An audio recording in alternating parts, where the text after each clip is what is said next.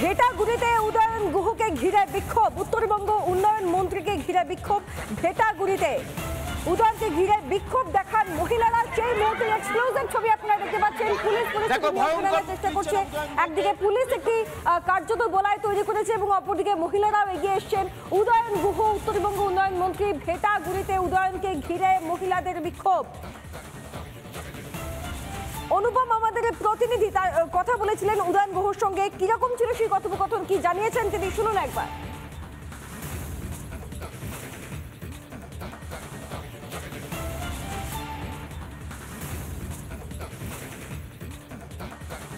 উদয়ন গুহ বসে রয়েছেন, উদয়নদার কাছে যাবো। উদয়নদা, মহিলারা বলছে একেবারে স্পেসিফিক আপনার নির্দেশে পুলিশ এসছে এবং পঞ্চায়েতের সদস্যকে এখান থেকে নিয়ে গেছে, তিনি বিজেপির পঞ্চায়েত। আমার নির্দেশের প্রশ্ন আসে না, কারণ আমি চলে গেছি এখানে, যখন গেছি তখন আপনারাও ছিলেন।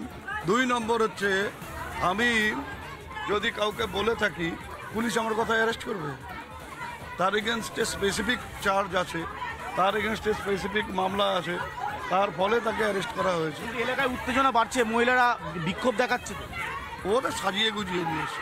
কারা সাজিয়ে নিয়ে? বিজেপি। মানে গ্রামের মহিলারা বিজেপির মহিলা? এই মহিলা সব মহিলা, গ্রামের কি সব মহিলা এসছে? মানে এখানে যারা এসছে, এই তো এই বুথের কিছু মহিলা।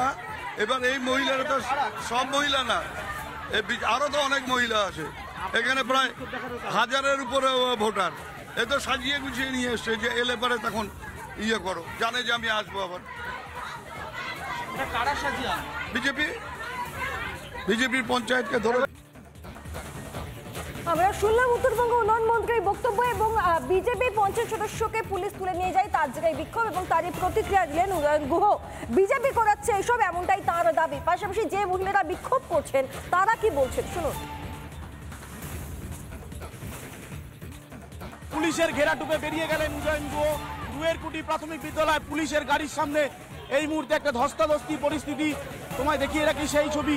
পুলিশের ঘেরাটোপে পুলিশ আবারও ওদিকে মহিলাদের কন্ট্রোল করার চেষ্টা করছেন, মহিলাদের আবারও কন্ট্রোল করার চেষ্টা হচ্ছে। এখানে বিক্ষোভ মহিলাদের, এইদিকে পুলিশ কার্যত এলাকা ছাড়তে বাধ্য হয়েছে। মহিলা পুলিশ দিয়ে ঠেলাঠেলি চলছে, মহিলা পুলিশ দিয়ে এই মুহূর্তে সরিয়ে দেওয়া হচ্ছে, ভিড় সরিয়ে দেওয়া হচ্ছে। আপনারা কি চাইছেন?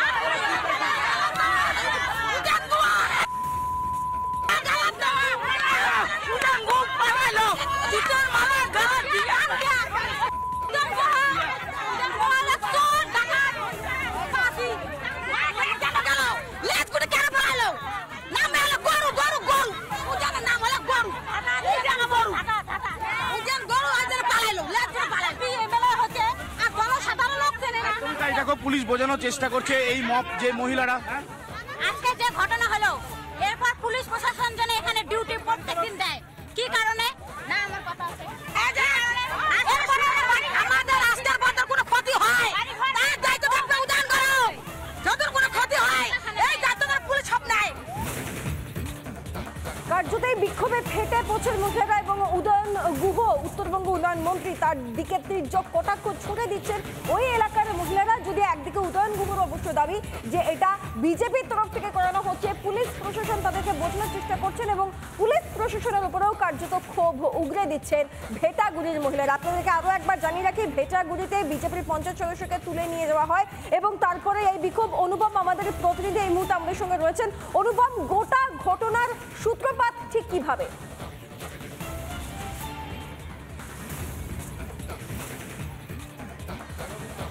একদমই তাই। দেখো এখনো এলাকায় যথেষ্ট থমথমে রয়েছে, প্রচুর পরিমাণে ফোর্স এখানে ডেপ্লয়েড করা হয়েছে। দেখে নেবো একটা হিন্ট, কিন্তু তোমায় জানিয়ে রাখি যে এই ঘটনার সূত্রপাত হচ্ছে আজকে সকাল 10:30-11টার পর। 10:30 নাগাদ উদয়ন গুহ তিনি এই রুয়েরকুটি প্রাথমিক বিদ্যালয়, যেখানে 990 জন ভোটার রয়েছে, সেই বুথে আসেন। তারপর বেশ কিছুক্ষণ বসেছিলেন। এখানেই বিজেপি অভিযোগ করছিল যে ভোটকে প্রভাবিত করছেন উদয়ন গুহ। এরপর উদয়ন গুহর কাছে এই প্রশ্ন আমি রাখি যে আপনি ভোটকে প্রভাবিত করছেন, বিজেপি অভিযোগ করছে, আপনি 200 মিটারের মধ্যে কেন বসে আছেন? তারপর উদয়ন গুহ এলাকা ছেড়ে দেন কিন্তু এলাকার মানুষরা যখন উদয়ন গুহকে ফের দুপুর 3:30-র পর আবার পান এই এলাকায়, তখন বিক্ষোভ দেখান। তাদের বক্তব্য দুপুর 1টা নাগাদ এই রুয়েরকুঠি গ্রাম পঞ্চায়েতের যিনি সদস্য রয়েছেন তার স্বামীকে এই মাঠের কাছ থেকে পুলিশ এখান থেকে তুলে নিয়ে গিয়েছে বিনা অভিযোগে। তার বিরুদ্ধে কোনো অভিযোগ নেই, শুধুমাত্র তুলে নিয়ে গেছে বলে গ্রামের লোকেরা অভিযোগ করছে। এই অভিযোগ যখন গ্রামের লোকেদের কাছে পৌঁছায় যে তাদের পঞ্চায়েতের স্বামীকে এখান থেকে পুলিশ তুলে নিয়ে গেছে, এরপর উদয়ন গুহ এখানে আসলে তাকে ঘিরে ধরে বিক্ষোভ দেখানো শুরু হয়। পুলিশের ঘেরাটোপে উদয়ন গুহ কার্যত এখান থেকে বেরিয়ে যান, পালিয়ে যান, যেভাবে ব্যাখ্যা করা যায় তাকে এখান থেকে পুলিশ বার করে নিয়ে যায়। এখনো পর্যন্ত যার ছেলেকে নিয়ে যাওয়া হয়েছে তিনি রাস্তায় বসে আছেন। ছবি দেখো, একজন মা তিনি রাস্তায় বসে হাউ হাউ করে কাঁদছিলেন। আপনার ছেলেকে কখন নিয়ে গেছে? 11টার দিকে, 11-12টার দিকে। আমি অত জানি, বাড়ি ছিলাম না, লোকজনে খাওয়া দাওয়া আমার বাড়িতে। তো ছেলে আর ছেলের বউ এই জায়গায় যাচ্ছে। আপনার ছেলের বউ পঞ্চায়েত সদস্য? হ্যাঁ আর আপনার ছেলে এখানে ছিল? হ্যাঁ। সেই এই মাঠ থেকে তুলে নিয়ে গেল ছেলেকে। আমার কি দোষে? আর যদিও দোষ থাকে তাহলে ভোটের আগে কি করছে? আর কার নির্দেশে নিয়ে গেছে? উদয় গুহর নির্দেশে নিয়ে গেছে। এটা উদয়ন গুহ বলেছে তাই নিয়ে গেছে? হ্যাঁ, উদয় গুহ একদম খারাপ। উদয় গুহ একদম খারাপ। ওর বাবা যেরকম রাজনীতি করছে তার ছেলে এক সিকি অংশ করে না। ওর বাবাকে চিনি, তখন ওর বাবার আমলে আমরা ছিলাম বামফ্রন্টে। আমি একবার বামফ্রন্টে পঞ্চায়েত দাঁড় করাইছি, কিন্তু উদয় গুহর কথা কেউ ভালো কয় না। ও একজন বেঈমান, শয়তান। ওর বাবা তো ছিল রাজনীতি করে মারা গেছে। ওর বাবার একটানি হয় নাই উদয় গুহ। ও তো উঠফাটাং, মারো কাটো ধরো, এইরকম ওর ভাষা। সারা রাতে বাড়ি ঘুম পাড়িবে পারি না। কালকে একেবারে ভাই এখনো ঘুমের ভাব আসবে পেতেছে।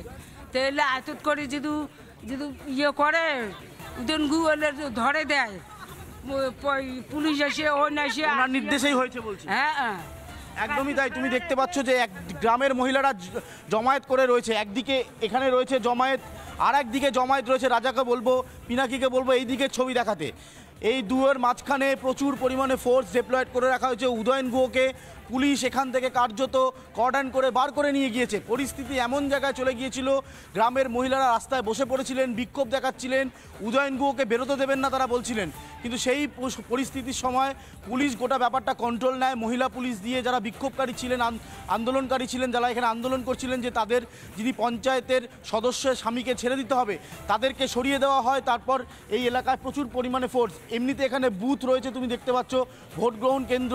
সকাল 7টার সময় এই ভোট গ্রহণ কেন্দ্রেই আমরা এসে বলেছিলাম, প্রথম রিপাবলিক বাংলা বলেছিল এই ভোট গ্রহণ কেন্দ্র, এই অঞ্চলটা অত্যন্ত উত্তেজনাপ্রবণ।